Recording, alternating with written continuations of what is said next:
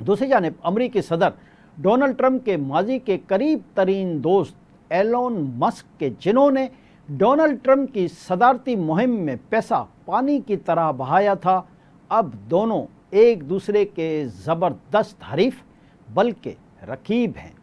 Alan مسک نے امریکہ میں ایک نئی سیاسی جماعت امریکہ پارٹی بنا لی ہے۔ واضح ہے کہ امریکہ میں کئی دہائیوں سے 2 پارٹی سسٹم چلا آ رہا ہے، لیکن اب یہ تیسری جماعت منظر عام پر آئی ہے۔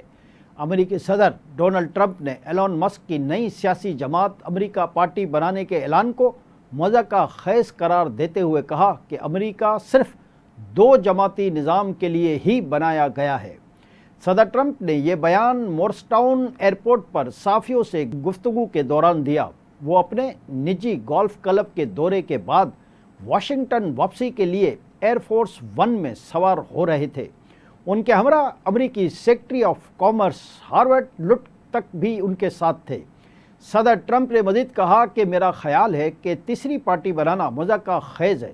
ہم ریپبلکن پارٹی کے ساتھ شاندار کامیابی حاصل کر رہے ہیں اور ڈیموکریٹس اپنی سمت کھو چکے ہیں، لیکن امریکہ ہمیشہ سے 2 جماعتی نظام کے تحت ہی چلا ہے۔ تیسری پارٹی صرف انتشار پیدا کرے گی۔ انہوں نے مزید کہا کہ یہ نظام ہی 2 جماعتوں کے لیے ڈیزائن کیا گیا ہے۔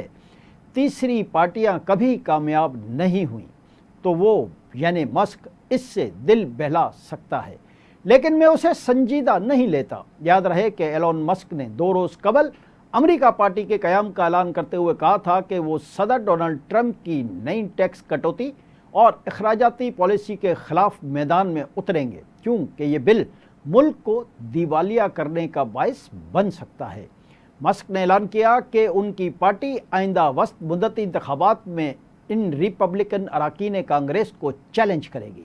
انہوں نے اس پالیسی کی حمایت کی جسے ٹرمپ نے بڑا خوبصورت بل قرار دیا تھا۔